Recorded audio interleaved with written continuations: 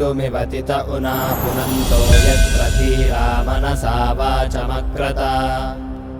ఓం నమో గణపతయే. అందరికీ మహాశివరాత్రి శుభాకాంక్షలు. ఎంతో పుణ్యప్రదమైనటువంటి మహాశివరాత్రి వచ్చేసిందండి. ఈసారి ఆదివారం కూడా వచ్చింది. ఎంతో విశేషము అని ముందుగానే చెప్పడం జరిగింది. ఈ యొక్క మహాశివరాత్రి సందర్భంగా పరమశివుడి గురించి 10 రహస్యాలు చెప్పుకునే ప్రయత్నం చేద్దాం. ఇందులో కొన్ని విషయాలు మీకు తెలిసినవే కావచ్చు, అయినప్పటికీ కూడా మళ్ళీ మనం స్మరించడంలో తప్పు లేదు, దృష్టిలో పెట్టుకోండి. మొట్టమొదటి విషయం ఏమిటి అనంటే, శివ అనే శబ్దానికి అర్థం ఏమిటండి? మంగళము, శుభము అని అర్థం. శివ అని మనం అన్నామంటే కనుక శుభాన్ని మనం కోరాము అని అర్థం. శివశబ్దం మంగళవాచకం. ఆ విధంగా శివుడు అంటే మంగళుడు. శంకరుడు అన్నా కూడా అదే అర్థం అండి. శంకరోతి ఇది శంకర. శంకర అన్నా కూడా అదే అర్థం వస్తుంది. కావున శివ అన్నా శంకర అన్నా కూడా అర్థం ఒకటే. శంకర శబ్దానికి సంబంధించి మరొక అంశం కూడా చెబుతానండి. భగవద్గీతలో భగవానుడు అంటాడు, రుద్రాణం శంకరశ్చాస్మి అంటాడు. 11 రుద్రుల్లో నేను శంకరుణ్ణి అని, అంటే నేనే పరమశివుణ్ణి అని భగవానుడు చెబుతూ ఉన్నాడు. ఇక్కడ కృష్ణ పరమాత్మ చెబుతున్నాడా అనంటే కనుక కాదు, దృష్టిలో పెట్టుకోండి. వృష్ణీనాం వాసుదేవోస్మి అంటాడు ఆయన. అంటే యాదవులలో నేను వాసుదేవుణ్ణి అని. స్వయంగా వాసుదేవుడే ఆ మాట చెప్పడం ఏమిటి? అలా ఉండదు కదా. కావున శివుడు మరియు విష్ణువు వీళ్ళిద్దరికంటే కూడా మించినటువంటి శుద్ధ చైతన్యం ఉంటుంది చూసారా. నేను మొన్న చెప్పినట్లుగా ఆ యొక్క శుద్ధ చైతన్య స్వరూప పరబ్రహ్మ మాట్లాడుతూ ఉన్నది. శుద్ధ చైతన్య స్వరూపమైనటువంటి భగవానుడు చెబుతూ ఉన్నాడు.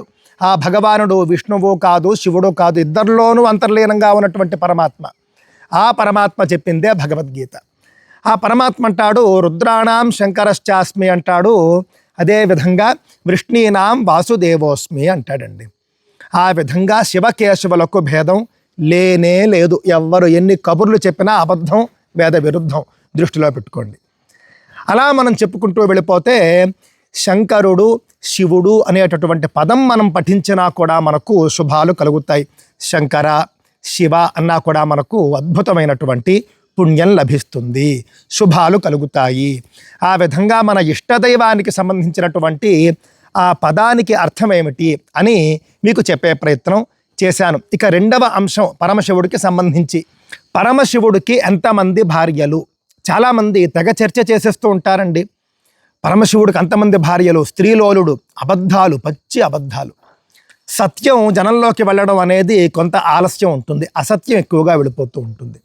ఎవరు చెప్పారండి పరమశివుడికి ఎక్కువ మంది భార్యలు అని చెప్పేసి? శ్రీరాముడు ఏ విధంగా ఏకపత్ని వ్రతుడో పరమశివుడు కూడా అదే విధంగా ఏకపత్ని వ్రతుడు, దృష్టిలో పెట్టుకోండి.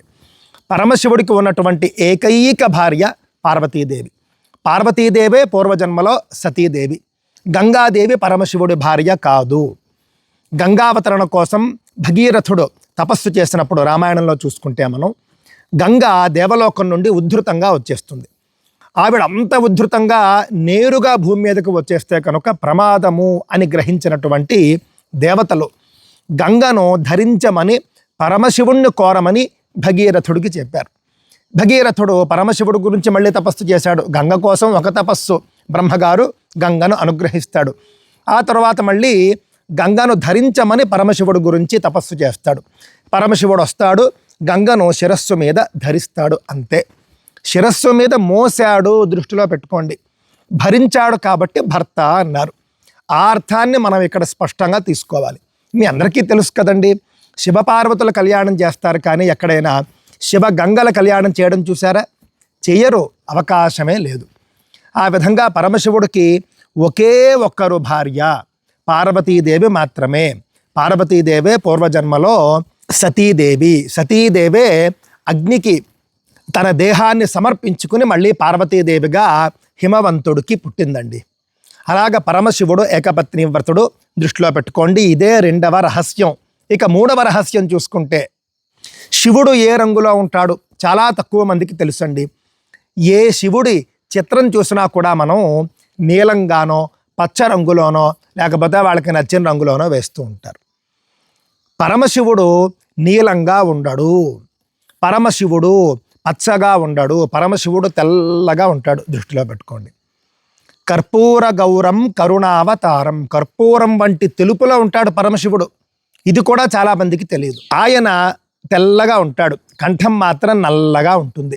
ఆయనే నల్లగా ఉంటే కనుక, లేకపోతే నీలంగా ఉంటే కనుక, నీలమేఘశ్యామ అని విష్ణువునన్నా లేకపోతే రాముణ్ణన్నా కృష్ణుణ్ణన్నా కూడా వాళ్ళందరూ నల్లగా ఉంటారనే అర్థం అండి. వ్యక్తే నల్లగా ఉన్నప్పుడు మళ్ళీ కంఠం ప్రత్యేకంగా నల్లగా ఎందుకు కనిపిస్తుంది, నీలకంఠుడు అని ఎందుకు చెబుతారు? అవకాశం లేదు కదా. కావున శివుడు తెల్లగా ఉంటాడు, శివుడు కంఠం మాత్రం నల్లగా ఉంటుంది, దృష్టిలో పెట్టుకోండి. కావున కర్పూర గౌరం కరుణావతారము మొదలైనటువంటి శ్లోకాల ఆధారంగా మనం చూసుకున్నా కూడా శివుడు తెల్లగా ఉంటాడు అని మనకు అర్థమవుతూ ఉన్నదండి. చాలామంది మహావిష్ణువునేమో ఆర్యుల దైవం అంటారు, పరమశివుణ్ణేమో ద్రావిడుల దైవం అంటారు. చిత్రంగా వీళ్ళు ఏమంటారు, ఆర్యులు తెల్లగా ఉంటారంటారు, ద్రావిడులు నల్లగా ఉంటారంటారు. మరి మహావిష్ణువు నల్లగా ఎలా ఉంటాడండి? ఆర్యుల దేవుడేమో నల్లగా ఉంటాడట, ద్రావిడుల దేవుడేమో తెల్లగా ఉంటాడట. ఈ విధంగా అబద్ధాల మీద అబద్ధాలు చరిత్రకారులు చేసేసారన్నమాట అండి, దృష్టిలో పెట్టుకోండి. ఇది చాలా ముఖ్యమైనటువంటి రహస్యం. ఇక 4వ విషయం అండి, పరమశివుడు ఎక్కడుంటాడు, పరమశివుడు ఎక్కడ నివసిస్తాడు? కైలాసంలో ఉంటాడు అని అందరికీ తెలుసు. ఆ కైలాసం అంటే ఏమిటి? మనం కైలాస మానస సరోవర యాత్ర చేస్తాం చూసారా, ఉత్తరాన హిమాలయ పర్వతాల్లో, అదే కైలాసం. ఆ కైలాసం మీదనే పరమశివుడు ఉంటాడు, సందేహం లేదు. భూమి మీద భరతఖండంలో మనతో పాటు నివసించేటటువంటి ఏకైక దైవము పరమశివుడు. ఆ విధంగా మానవ జాతి మీద పరమశివుడికి ఎంత అనుగ్రహమో చూడండి. మానవులు ఉన్నటువంటి భూమి మీదే, అదేవిధంగా పశుపక్ష్యాదులు జంతువులు ఉన్నటువంటి భూమి మీదే ఆయన ఉన్నాడు. అందుకే కైలాస పర్వతాన్ని అధిరోహించడం అనేది అందరికీ సాధ్యం కాదు. పూర్వకాలంలో యోగులు మాత్రం సందర్శించగలిగేవారు. చిట్ట చివరగా నాకు తెలిసి శంకరాచార్యుల వారు మాత్రమే కైలాసానికి వెళ్ళారు, సశరీరంగా వెళ్ళి మళ్ళీ వచ్చేశారు. మధ్యలో వెళతారు, సౌందర్యలహరి సందర్భం అదే. ఆ విధంగా ఆయన కైలాసానికి సశరీరంగా వెళ్ళి మళ్ళీ వచ్చారు. కావున కైలాసానికి మహాయోగులు మాత్రమే వెళ్ళగలరు. మీరు చరిత్రలో కూడా చూసుకుంటే కైలాస పర్వతాన్ని ఎవరు పెడితే వాళ్ళు అధిరోహించలేదు, ఎవరెస్ట్ పర్వతాన్ని ఎవరు పెడితే వాళ్ళు అధిరోహించి ఉండవచ్చు. కానీ కైలాస పర్వతాన్ని ఇప్పటిదాకా ఒక్కడే అధిరోహించేట, ఆధారాలతో సహా మనం చూసుకుంటే కనుక చాలా ఆశ్చర్యంగా ఉంది. ఇంత సాంకేతికత వచ్చిన తర్వాత కూడా కైలాస పర్వతాన్ని ఎందుకు అధిరోహించలేకపోతూ ఉన్నారు? పరమశివుడు అక్కడ ఉన్నాడు, యోగులు మాత్రమే చేరగలిగేటటువంటి ప్రదేశం అది. నాకు తెలిసి ఆ ఒక్కడో కూడా కైలాస పర్వతం పూర్తిగా పైకి వెళ్ళి ఉండడు, దృష్టిలో పెట్టుకోండి. కావున కైలాస పర్వతం అనేటటువంటిది భూమి మీద ఉన్నది, భరతఖండంలో ఉన్నది. భరతఖండంలో మనమంతా కూడా శివుడితో కలిసి నివసిస్తూ ఉన్నాం. అంటే భగవంతుడు మనతోనే ఉంటాడు, కానీ మనం భగవంతుడిని చూడాలి, దర్శించాలి అని అంటే కనుక మన మనస్సు పరిశుద్ధంగా ఉండాలి, ఒక యోగిలాగా. ఇది మనకు శివుడు చెప్పేటటువంటి విషయం. ఇక శివక్షేత్రాలకు సంబంధించి మనం మాట్లాడుకుంటే కనుక దక్షిణ భారతదేశంలోనే పంచభూత క్షేత్రాలునే ఉన్నాయి, పంచభూత శైవ క్షేత్రాలు. అందులో ముఖ్యంగా మన ఆంధ్రదేశంలోనండి శ్రీకాళహస్తి వాయులింగం. పంచభూతాల్లో వాయులింగ క్షేత్రం ఏది అని అంటే శ్రీకాళహస్తి. ఆకాశలింగం ఉన్నటువంటి క్షేత్రం ఏమిటి? చిదంబరం తమిళనాడులో. అగ్నిలింగం ఉన్నటువంటి క్షేత్రం అరుణాచలము. జలలింగం ఉన్నటువంటి క్షేత్రము శమయపురం అంటారు, తిరుచిరాపల్లి. పృథివీలింగం అంటే భూమిలింగం ఉన్నటువంటి క్షేత్రం కాంచీపురం. ఈ 5 కూడా పంచభూత శైవ క్షేత్రాలు. కాంచీపురంలో ఏకామ్రేశ్వరుడు, శమయపురంలో జంబుకేశ్వరుడు, శ్రీకాళహస్తిలో కాళహస్తీశ్వరుడు, అరుణాచలంలో అరుణాచలేశ్వరుడు, చిదంబరంలో నటరాజస్వామి. ఈ విధంగా పంచభూత శైవ క్షేత్రాలు మనం తెలుసుకోవాలి. ఇక 12 జ్యోతిర్లింగాలు మీ అందరికీ తెలిసినటువంటివే. సౌరాష్ట్రే సోమనాథంచ శ్రీశైలే మల్లికార్జునం. సౌరాష్ట్రము అనంటే గుజరాత్లో ఉంటుంది సోమనాథ జ్యోతిర్లింగం, అదే మొట్టమొదటి జ్యోతిర్లింగం అండి. 2వ జ్యోతిర్లింగం శ్రీశైలం మన ఆంధ్రప్రదేశ్లో ఉంది. శ్రీశైల క్షేత్రానికి మనం వెళ్ళడం మానేసి ఎక్కడో దూరాభారాలు వెళ్ళి కష్టపడిపోతూ ఉంటాం. శ్రీశైల క్షేత్రం మనకు దగ్గరలో ఉన్నటువంటి 2వ జ్యోతిర్లింగం, అత్యంత మహనీయమైనటువంటి క్షేత్రం. ఉజ్జయిన్యా మహాకాళం ఓంకారం అమరేశ్వరం. ఉజ్జయిని క్షేత్రం అంటే మధ్యప్రదేశ్ రాజధాని అయినటువంటి భోపాలకు దగ్గరలో, ఇండోరుకు దగ్గరలో ఉన్నటువంటి ఉజ్జయిని ఏదైతే ఉందో, ఉజ్జయిని మహాకాళ జ్యోతిర్లింగం ఎంతో శక్తివంతమైనదండి. భస్మహారతి ప్రత్యేకం, తప్పక సందర్శించాలి. మధ్యప్రదేశ్ ఇండోరు దగ్గరలో ఉజ్జయిని. ఓంకారం అమరేశ్వరం, ఉజ్జయినికి వెళ్ళారంటే దగ్గరలోనే ఉంటుంది ఓంకారు. అక్కడి నుంచి 1 గంటలో వెళ్ళిపోతారు మీరు. ఓంకారేశ్వర జ్యోతిర్లింగం నర్మదా నదీ తీరంలో ఉంటుంది. అది 4వ జ్యోతిర్లింగం. పరాల్యాం వైద్యనాథంచ డాకిన్యాం భీమశంకరం. వైద్యనాథేశ్వర జ్యోతిర్లింగం అండి జార్ఖండ్లో ఉంటుంది. జార్ఖండ్లోని దేవఘర్ అని. కొంతమంది మహారాష్ట్రలో ఉన్నటువంటి పరాలి, అది వైద్యనాథేశ్వర జ్యోతిర్లింగం అంటారు. రెండూ సందర్శించవచ్చు అవకాశం ఉన్నటువంటి వాళ్ళు. డాకిన్యాం భీమశంకరం, భీమశంకర జ్యోతిర్లింగం మహారాష్ట్రలో పూణే సమీపంలో ఉంటుందండి. సేతుబంధేతు రామేశం, తమిళనాడులో ఉన్నటువంటి రామేశ్వర క్షేత్రం మనందరికీ తెలుసు, సముద్ర తీరంలో ఉంటుంది. రామేశ్వర జ్యోతిర్లింగం. నాగేశం దారుకావనే, దారుకావనం ద్వారకకి దగ్గరలో ఉంటుందండి. ద్వారక మహాక్షేత్రం మనందరికీ తెలుసు, గుజరాత్లో ఉంటుంది. ద్వారకకు దగ్గరలోనే ఉంటుంది నాగేశ్వర జ్యోతిర్లింగం. వారాణస్యాంతు విశ్వేశం, వారణాసిలో అంటే కాశీలో ఉన్నటువంటి విశ్వేశ్వర ఆలయం జ్యోతిర్లింగ మహాక్షేత్రం, అది మీ అందరికీ తెలిసిందే. త్రయంబకం గౌతమీ తటే, త్రయంబక జ్యోతిర్లింగం గౌతమీ తటంలో అంటే గోదావరి తీరంలో ఉంటుంది. ఎక్కడ? మహారాష్ట్రలోని నాసిక్ దగ్గరలో ఉంటుంది త్రయంబక జ్యోతిర్లింగం. హిమాలయేతు కేదారం, కేదార్నాథ్ మీ అందరికీ తెలుసు. కేదార్నాథ్ బద్రీనాథ్ ప్రత్యేకమైనటువంటి యాత్ర మనమంతా కూడా చేస్తాం. కేదార్నాథ్ జ్యోతిర్లింగం 11వదండి. కృష్ణేశంచ శివాలయే, ఇది కూడా మహారాష్ట్రలో సంభాజీ నగర్కి దగ్గరలో ఉంటుందండి ఆ యొక్క కృష్ణేశ్వర జ్యోతిర్లింగం. ఈ విధంగా 12 జ్యోతిర్లింగాలంటే 12 జ్యోతిర్లింగాలు, 5 పంచభూత మహాక్షేత్రాలు మీకు చెప్పే ప్రయత్నం చేశాను. అలాగే శివుడికి ఇష్టమైనటువంటి పువ్వులేమిటి, ఈ అంశం కూడా చెప్పే ప్రయత్నం చేస్తాను. ముఖ్యంగా మీ అందరికీ తెలుసు బిల్వములు, ఆ తర్వాత తుమ్మ పువ్వులు, ఎర్రటి గన్నేరు, కరవీరం అంటారు, ఎర్రటి గన్నేరు పువ్వులు, ఇవి శివుడికి ఇష్టమండి. బిల్వదళాలు, ఎర్ర గన్నేరు పువ్వులు, తుమ్మ పువ్వులు, ఉమ్మెత్త పువ్వులు కూడా చాలా ఇష్టం ఆయనకి. కాడ ఎర్రగా ఉండాలి, పువ్వు తెల్లగా ఉండాలి. ఆ ఉమ్మెత్త పువ్వు అనంటే పరమశివుడికి చాలా ఇష్టం. ఇవి మాత్రమే కాకుండా మల్లె పువ్వులతో కూడా శివుణ్ణి పూజించవచ్చు, మల్లికార్జున జ్యోతిర్లింగంలో మనం చూస్తాం. ఇవి మాత్రమే కాకుండా భారతదేశానికే సంబంధించినటువంటి సువాసన కలిగినటువంటి పువ్వుల్ని పరమశివుడికి సమర్పించవచ్చు. పూర్తిగా భారతీయ పుష్పాలు, వాటితోనే పూజించాలి. మొగలి పువ్వుల్ని పూజించకూడదు, మొగలి పువ్వులతో శివుణ్ణి పూజించకూడదు, సంపెంగ పువ్వులతో కూడా పూజించకూడదు, దృష్టిలో పెట్టుకోండి. శివుడికి ఇష్టమైనటువంటి నైవేద్యాలు ఏమిటి అనంటే కనుక దధ్యోదనం ముఖ్యమైనది. ఆ తర్వాత పళ్ళు, పరమాన్నం కూడా పెట్టవచ్చు. ముద్గా అన్నం కూడా ఆయనకు ఇష్టమే. ఇంకొక అంశం అండి, భక్తుల పాలిట శివుడి అనుగ్రహం ఎలా ఉంటుంది అని. శివుడు భోళాశంకరుడు అని పేరు. మనం ఎంత పూజ చేస్తే ఆయన అంత అనుగ్రహాన్ని ఇస్తాడు, అంతటి మహాత్ముడు. బాణాసురుడు యొక్క తపస్సు మనందరికీ తెలుసు, భాగవతంలో ఉంటుంది ఈ కథ. బాణాసురుడు తపస్సుకు మెచ్చి పరమశివుడు ప్రత్యక్షం అవుతాడు. ఏం వరం కావాలయ్యా అంటే, నా రాజ్యానికి నువ్వే రక్షకుడుగా ఉండు అని చెప్పేసి అడుగుతాడు ఆయన. అంటే కాపలాదారుడు అనే మాట మనం మాట్లాడకూడదు, కానీ బాణాసురుడు యొక్క రాజ్యానికి సంపూర్ణమైనటువంటి రక్షణ శాఖ అధిపతిగా పరమశివుడు ఉండిపోయాడండి.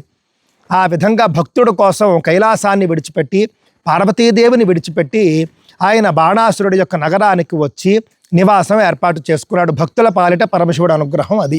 ఇకపోతే శివలింగాన్ని పూజిస్తే ఎక్కువ ఫలితమా, లేకపోతే శివ విగ్రహాన్ని పూజిస్తే ఎక్కువ ఫలితమా అంటే శివలింగాన్ని పూజిస్తేనే ఎక్కువ అనుగ్రహం వస్తుంది మనకి. మహాభారతంలో అశ్వత్థామ ఉంటాడండి. అశ్వత్థామ ఏం చేస్తాడు, కురుక్షేత్రంలో ఆగ్నేయాస్త్రం అని ఒక అస్త్రం వేస్తాడు. ఆగ్నేయాస్త్రంలో 2 లక్షల మంది సైనికులు మరణిస్తారు పాండవుల వైపు. మొత్తం అంతా కూడా పొగ, నల్లటి పొగ ఆవరించి ఉంటుంది. ఈ యొక్క మహా అస్త్రంలో అందరూ చనిపోయి ఉంటారు, కృష్ణార్జునులతో సహా అని చెప్పేసి అశ్వత్థామ భావిస్తాడు. వీళ్ళందరూ పండగ చేసుకుంటూ ఉంటారు. ఒక్క ఘడియలో చూస్తే మొత్తం పొగంతా పోతుంది, 2 లక్షల మంది చనిపోయి ఉంటారు. కృష్ణార్జునులు మాత్రం రథం మీద అలాగే ఉంటారండి. ఆశ్చర్యపోతాడు, కంగు తింటాడు. ఏమిటి ఇంత పెద్ద అస్త్రం వేసేనా, 2 లక్షల మంది చనిపోయారా, వీళ్ళిద్దరూ మాత్రం వాళ్ళకి ఏమీ అవ్వకపోవడం ఏమిటి, కనీసం చిన్న ఘాటైనా పడాలి కదా అని చెప్పేసి అనుకుని భావించి బాధపడి నిశ్చేష్టుడై నిరాశతో అస్త్రాలన్నీ అక్కడ పడేసి వెళ్ళిపోతాడు. వెళ్ళిపోతూ ఉంటే వ్యాస మహర్షి కనిపిస్తాడు, దర్శనమిస్తాడు. వ్యాస మహర్షిని ఈ యొక్క ప్రశ్న వేస్తాడు, ఎందుకు ఇలా జరిగింది అని చెప్పేసి. అప్పుడు వ్యాస మహర్షి నరనారాయణులు అనేటటువంటి వాళ్ళిద్దరూ, శ్రీకృష్ణ పరమాత్మ మరియు అర్జునులు, వాళ్ళ యొక్క పూర్వజన్మ అదంతా కూడా మహాభారతంలో ఉంటుంది. మనం గత వీడియోలో చెప్పుకున్నాం. ఆ కథంతా చెప్పి అంత మాత్రమే కాదయ్యా, పూర్వజన్మలలో నువ్వు పరమశివుణ్ణి విగ్రహం రూపంలో పూజించావు, వాళ్ళిద్దరూ కూడా లింగాకారంలో పూజించారు, అందుకని నీకంటే వాళ్ళే ఎక్కువ బలవంతులు అని చెప్పేస్తాడు. ఆ విధంగా మనం చూసుకున్నప్పుడు శివలింగాన్నే అర్చించాలి, అదే ఎక్కువ ఫలితాన్ని ఇస్తుంది. శివుని అవతారాలు ఏమిటేమిటి అనేది మరొక రహస్యం అండి. మీకు తెలిసినవి చాలా ఉన్నాయి, ఏవో నాకు తెలిసినవి కొన్ని చెప్పే ప్రయత్నం చేస్తాను. దుర్వాస మహర్షి శివుడి అవతారం అండి. అత్రి మహర్షి అనసూయ దంపతులకు జన్మిస్తాడు. దుర్వాసుడు, చంద్రుడు, దత్తాత్రేయుడు ముగ్గురు అన్నదమ్ములు. ఆ విధంగా దుర్వాస మహర్షి శివాంశ సంభూతుడు. అదేవిధంగా శంకరాచార్యుల వారు శివాంశ సంభూతులు. ఆంజనేయ స్వామి శివాంశ సంభూతుడు. నందీశ్వరుడు, వీరభద్రుడు వీళ్ళందరూ కూడా శివాంశ సంభూతులే. ఇక చివరగా పదవ రహస్యం అండి. వేదంలో శివుడు గురించి ఏముంది అని అంటే కనుక చాలామంది అంటారు, వేదంలో అసలు శివుడు గురించి లేదండి, వేదదైవం కాదు శివుడు అని అంటూ ఉంటారు. చాలా తప్పు, చాలా అబద్ధం. కృష్ణ యజుర్వేదంలో సంహితలోనే మీరు చూసుకుంటే రుద్రాధ్యాయము అని ఉంటుంది, మొత్తం శివుడు గురించేనండి. ఆ రుద్రాధ్యాయంలో నీలగ్రీవాశ్రితి కంఠ ఆహా అని అద్భుతమైనటువంటి వాక్యాలన్నీ ఉంటాయి. అందులోనే వ్యుప్తకేశాయ చ అని ఒక నామం ఉంటుంది. వ్యుప్తకేశ అంటే అసలు జుట్టు లేనివాడు, గుండు ఎవరు అని అంటే కనుక యతి రూపంలో, సన్యాసి రూపంలో వచ్చినటువంటి శివుడు అని. ఆయనే శంకరాచార్యులు, దృష్టిలో పెట్టుకోండి. అదేమిటంటే వేదాలు ఎప్పుడో వచ్చేసాయి, ఈ మధ్యన వచ్చినటువంటి శంకరుల గురించి వేదంలో ఎలా ఉంటుంది అని అంటే ప్రతి కల్పంలోనూ కూడా శంకరులు అవతరిస్తూనే ఉంటారు.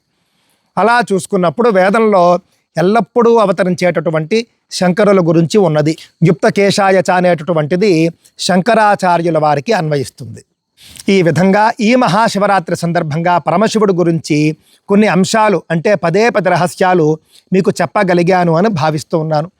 శివుడికి సంబంధించి ఇంకేమైనా మీరు తెలుసుకోవాలనుకుంటే తప్పక తెలియజేయండి. స్వస్తి.